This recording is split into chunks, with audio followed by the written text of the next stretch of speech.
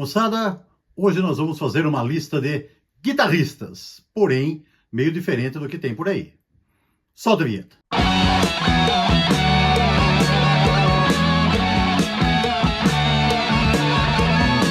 E antes de começarmos o assunto de hoje, como é de praxe, peço para vocês que ainda não se inscreveram, que o façam.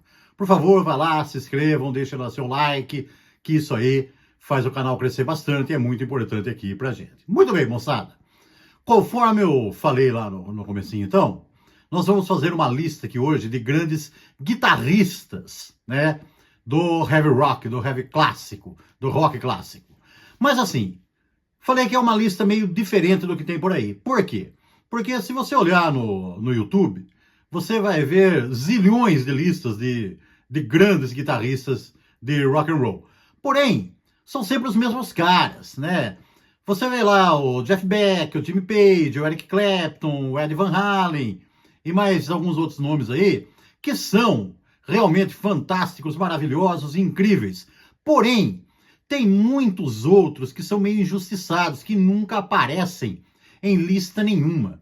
Então, nós vamos procurar falar aqui de alguns que, pelo menos, eu nunca vi, né, em nenhuma lista por aí, e que são caras, assim, muito grandes, muito legais, muito importantes, e que fizeram solos maravilhosos aí ao longo de suas carreiras. É claro, eu não vou discutir aqui a respeito de recursos técnicos de guitarristas e tal, mesmo porque eu não sou guitarrista, então acabaria falando besteira aqui. E além do mais, quanto a tocar bem, é uma coisa extremamente óbvia, porque qualquer professor de guitarra aí toca bem. Se você pegar, por exemplo, o solo famoso aí, como Stairway to Heaven, por exemplo, chamar um cara que toca aí, que sabe tocar, passar as notas para ele, ele vai tocar o solo.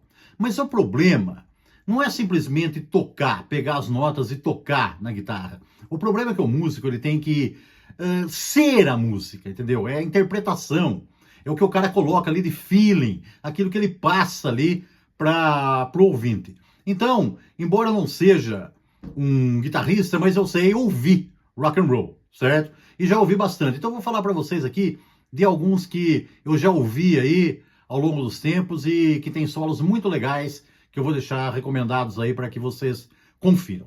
Para começar, eu gostaria de falar um pouco de guitarristas do progressivo, que nas nossas listas comuns por aí, dificilmente aparecem guitarristas do progressivo, a não ser Robert Fripp e David Gilmour, merecidamente, é claro. Mas tem outros também que poderiam aparecer e que não aparecem. Então eu vou começar falando do Martin Barry, o Martin Barry do Jethro Tull. O Martin Barry é um cara que tem até uma história lá no começo da carreira dele que poderia ter mudado a história do heavy rock de uma maneira assim radical. Porque quando o Jethro Tull ficou sem guitarrista depois do primeiro disco, o primeiro guitarrista que o Ian Anderson foi atrás não foi o Martin Barry, mas sim foi o Tony Iommi, que estava formando o Black Sabbath junto dos outros três companheiros. Nem era Black Sabbath ainda, era Earth. E o Tony Iommi aceitou entrar no Jethro Tull, inclusive incentivado por seus companheiros de banda, porque o Jethro Tull estava alguns degraus à frente, né, do Earth na época. E ele foi lá, ficou coisa de 1, 2 semanas, acabou tendo saudade, né, da sua banda de origem que ele estava montando, e ele acabou não ficando no Jethro Tull, voltou para o Earth, que depois virou o Black Sabbath. E aí o Ian Anderson contratou o Martin Barry, que ficou um longo tempo ali no Jethro Tull, né? Imaginem se o Tony Iommi não tivesse voltado, não teríamos tido provavelmente o Black Sabbath, seria uma coisa completamente diferente ao mundo do rock and roll hoje. Então tem coisa que tem que acontecer, né? Mas então, o Martin Barry acabou entrando lá no Jethro Tull e deixou aí grandes solos, grandes harmonias, grandes bases, grandes sons ao longo da história do Jethro Tull. É claro que Aqualung é definitiva, Tickets a Brick. Eu colocaria também, só um disco aí que não é muito famoso, mas que é muito legal. Ouçam o Rock Island dos anos 80, para vocês entenderem a modernidade até que ele acompanhava, trazendo nos no som, né? Com solos e bases aí fantásticas, engrandecendo muito o trabalho do Jethro Tull. Jethro Tull, tá? Muito bem. Teve até uns travinha-língua aí no meio, mas tudo bem. Vamos continuar aqui. Agora eu vou falar de 3 Steves, tá? Por falta de um Steve, eu vou falar de 3. O Steve Howe, o Steve Hackett e o Steve Rotary. Vamos começar pelo Steve Howe. Steve Howe é o guitarrista do Yes. Vocês podem até estranhar um pouco, porque falar, mas o Yes é uma banda assim e tal, tem grandes passagens de guitarra acústica e tal, mas não tem muitos solos e tal. Não tem muitos, mas os que tem são sensacionais. E o Steve Howe é um guitarrista extremamente técnico e fantástico. Moçada, eu deixaria para vocês pegarem dele aí, principalmente, vocês vão lá na suíte que tem no disco Relayer do Yes. O que é uma suíte? Ah, tá, não lembra? Não sabe? Tem um vídeo aqui que fala de suíte, viu? Assiste lá no canal.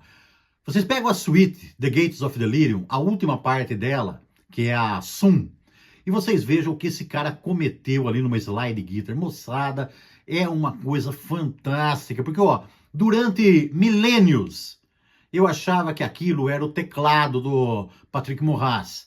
Eu só fui ver que era uma slide guitar uma vez que eu assisti um show do Yes na televisão e eu vi ele tocando aquela parte Sum, né, da The Gates of Delirium, na slide guitar. Cara, é queixo caído, olha, sem dúvida alguma, o que ele faz naquela slide é impressionante. Eu acho que é o maior som de slide que eu já ouvi no rock and roll.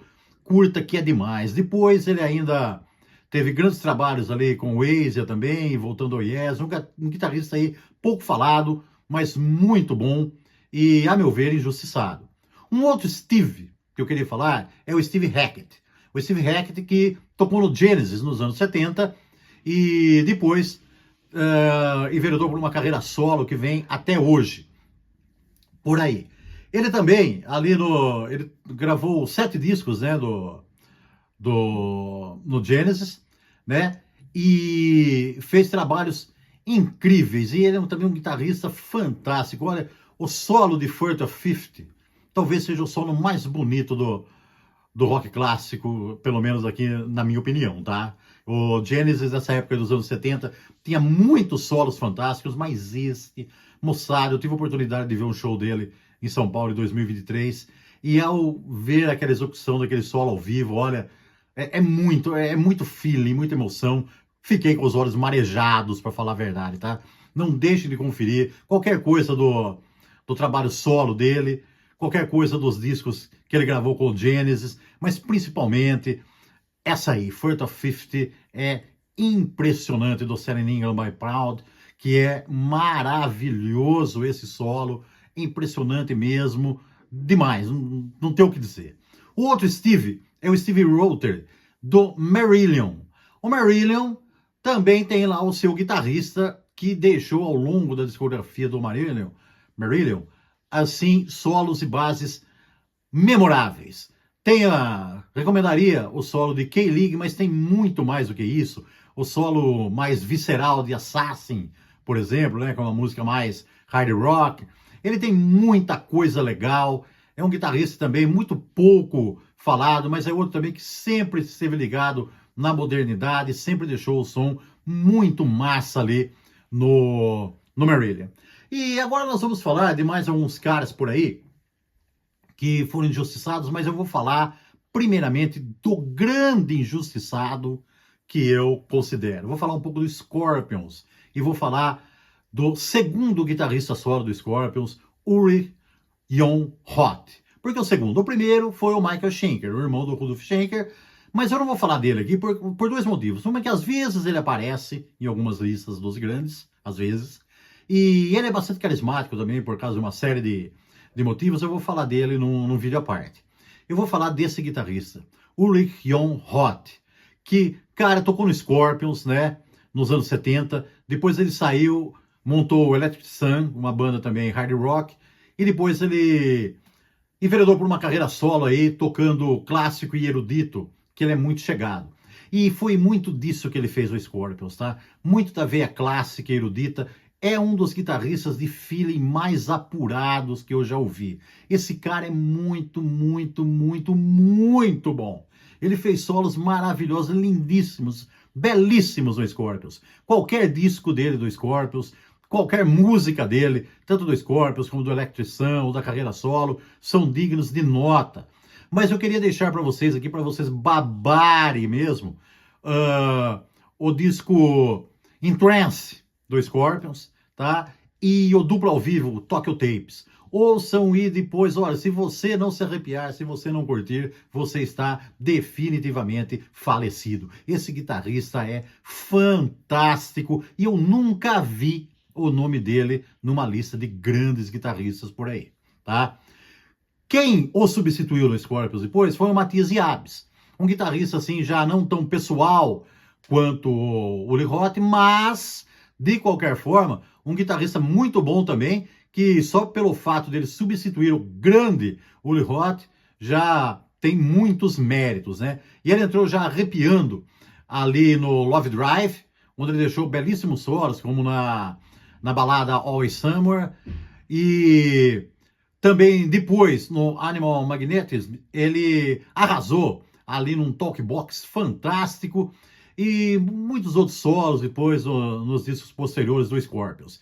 E ainda falando de Scorpions, a gente sai um pouquinho dos solistas e eu queria citar o guitarrista base do Scorpions, porque nem só de solos de guitarra vive a guitarra no rock and roll. As bases também são importantes, os riffs, os andamentos, né? E o Rudolf Schenker é um dos grandes riff makers da história. O Tony Iommi talvez seja o principal, né? Mas o Rudolf Schenker também tem assinado grandes riffs ao longo da história do Scorpions aí e mantém ali umas bases fantásticas, principalmente, né, na época do Uli Roth, para que o Uli Roth pudesse, então, ter a base para ele fazer os seus malabarismos guitarrísticos por cima daquilo lá. Um guitarrista muito seguro, que faz uma seção rítmica ali ao lado de baixo e bateria, segurando todas ali, que tem também que ser considerado, sim. Assim como o Malcolm Young, do AC/DC. O Angus Young costuma aparecer nas listas de grandes guitarristas, e não é para menos, né? Mas muita gente não se lembra do Malcolm Young, que segura a base lá para quê? Até pro exibicionismo do Angus Young poder se deleitar por cima daquilo ali, né? E as bases do AC/DC também, aquela mão direita dele, é extremamente competente e ele tem que ser citado também como um grande guitarrista base importantíssimo. Agora eu queria falar um pouquinho dos que fazem base e solo. Os caras ali que são a dupla do eu sozinho, né? Vamos dizer assim. Eu queria citar, ó, tá vendo a camisa aqui, ó? Tá vendo, ó? Não dá para não falar do grande Manny Carlton, do Nazaré, né? Ele também, que já, nessa lista aí tem alguns que já se foram, ele é um deles, né? Infelizmente. Mas ele deixou coisas no Nazaré ali que são impressionantes. Você pega esse disco, por exemplo, Hair of the Dog, que é antológico, né? O talkbox dele na faixa título, o que ele faz na grande obra que é Please Don't Judas Me, e as baladas todas do Nazaré aí, que tem solos maravilhosos e grandes bases também, grandes riffs. Ele foi um cara fantástico, o Manny Carlton também, que faz muita falta e foi também um cara injustiçado, assim como toda a banda, né? O Nazaré poderia ter tido mais reconhecimento do que teve na sua história. Outro cara também, outra dupla do eu sozinho aí, o Billy Gibbons, do ZZ Top. Grandes bases, grandes solos. Vou deixar aqui para vocês recomendado para dele, né, a base de La Chance e as bases de solos belíssimas que tem na balada Rock Boy do ZZ Top, também um cara a não ser esquecido. Assim como também o Billy Duff, do The Cult. O Billy Duff, uma das grandes mãos direitas também que apareceram no rock and roll aí, tá? Os discos Electric do The Cult e o Sonic Temple também comprovam isso, com bases e solos, riffs maravilhosos desse grande guitarrista também, que é muito pouco falado. E vamos falar um pouco de duplas de dois mesmo agora, tá? Talvez a principal dupla, a primeira, não digo a principal, mas talvez a primeira a explodir, com certeza, né? Melhor dizendo, a primeira a explodir, a do Judas Priest. Clay Tipton e K.K. Downing. Esses aí praticamente ensinaram, né, para o heavy metal o que é ser uma dupla de guitarras afiadas, ensandecidas, cintilando fogo e feeling para todo lado, com solos e solos ali dobrados, solos intercalados, com os dois guitarristas ali preenchendo muita lacuna do som da banda e servindo de um apoio muito grande para todo o som do Judas Priest. O que também acontece com outras duplas fantásticas, como a do Iron Maiden, Dave Murray e Adrian Smith, que é a dupla duradoura do Iron Maiden, né? Mas eu gostaria de citar no início lá das gravações do Iron Maiden, no primeiro disco, o Dave Murray fez dupla com o Dennis Stratton, que também foi uma grande dupla ali, que ficou marcada, um registro só, vinílico, mas foi uma grande dupla que infelizmente não durou, mas deixou registros maravilhosos também no heavy metal. O Paul Quinn e o Graham Oliver do Saxon também, né? Outra dupla aí da New Wave of British Heavy Metal, que também, né, como nos casos do Judas Priest do Iron Maiden, é uma dupla que serve de grande apoio para o som do Saxon ali, outra dupla fantástica ali, servindo de modelo para muitas outras que surgiram depois. E tem também aqueles Guitar Heroes ali que nunca apareceram, até por ter ficado talvez, né, por terem ficado na sombra de outros Guitar Heroes aí mais famosos, né? Por exemplo, vocês já ouviram falar, em qualquer lista que vocês forem ver de guitarristas, vai aparecer o nome do Randy Rhoads. Randy Rhoads é comuníssimo de aparecer pelos trabalhos que ele fez no Ozzy Osbourne. Mas ele tocou também no Quiet Riot. Ele começou no Quiet Riot e depois ele entrou no Ozzy Osbourne. E quem o substituiu no Quiet Riot foi um guitarrista latino chamado Carlos Cavazo, que nunca teve grande nome também, mas deixou solos maravilhosos no hard rock, no hair metal do Quiet Riot. No primeiro disco lá tem uma Battle Axe, né, que é uma instrumental curta de guitarras. Se o Van Halen tem a sua Eruption, o Quiet Riot tem a sua Battle Axe. Tá? Não querendo comparar ali tecnicamente as duas, mas a sonzeira é muito legal também. Carlos Cavazo é um cara a ser lembrado. E ainda falando de outro na sombra do Randy Rhoads, quando se fala de Ozzy Osbourne, fala-se de Randy Rhoads ou de Zakk Wylde. Mas muita gente não sabe que o Zakk Wylde não foi o cara que substituiu o Randy Rhoads no Ozzy Osbourne. O primeiro guitarrista que entrou quando o Randy Rhoads infelizmente faleceu foi o Brad Gillis. O Brad Gillis que tocava numa banda de hair metal, meio AOR também, que era o Night Ranger. E o Night Ranger estava meio paradão, meio devagarzão. O Brad Gillis, né, era da mesma gravadora do Ozzy, e o Ozzy tinha uma excursão para fazer. Então o Brad Gillis entrou na banda para fazer excursão no lugar do Randy Rhoads. E essa excursão acabou dando um disco ao vivo. Até porque o Black Sabbath tinha lançado um ao vivo também, e aí, né, o Ozzy nunca tinha sido lançado um ao vivo com o Ozzy no Black Sabbath. O Ozzy acabou lançando o Speak of the Devil nessa excursão aí, que só tem músicas do Black Sabbath, não tem músicas dos dois primeiros discos do Ozzy que já haviam sido lançados. E o Brad Gillis faz um trabalho maravilhoso nesse disco ao vivo, nesse duplo ao vivo aí do Ozzy Osbourne.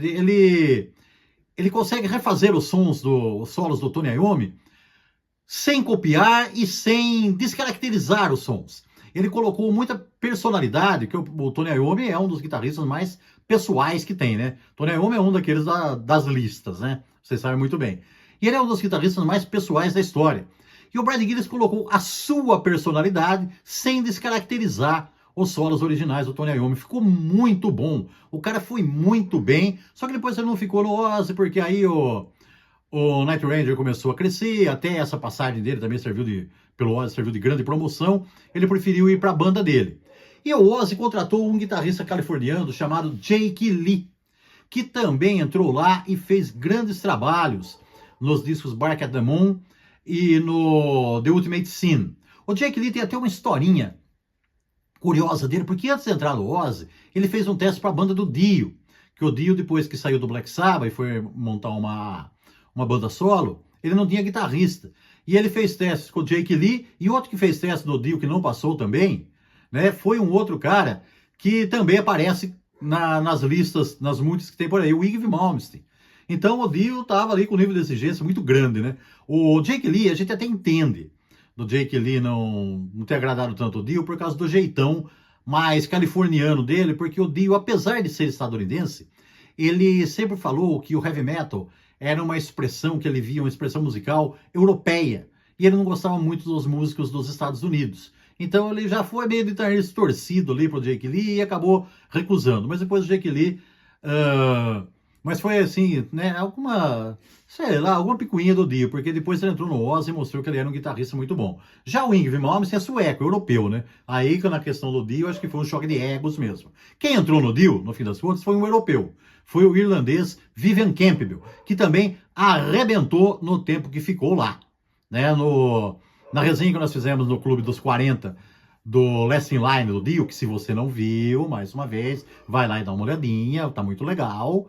Nós falamos desse grande guitarrista que depois teve uma passagem curta pelo Whitesnake e depois acabou indo para o Def Leppard, onde ele ficou lá bastante tempo, está até hoje, né, fazendo dupla lá com o Phil Collins, ali numa dupla bastante efetiva e bastante interessante também. Então, moçada, é isso, tá? É claro que nós não falamos de todos. Os guitarristas do Kiss, eu não quis falar aqui porque pretendo fazer um vídeo a respeito deles, tá? E, obviamente, faltou muita coisa, né?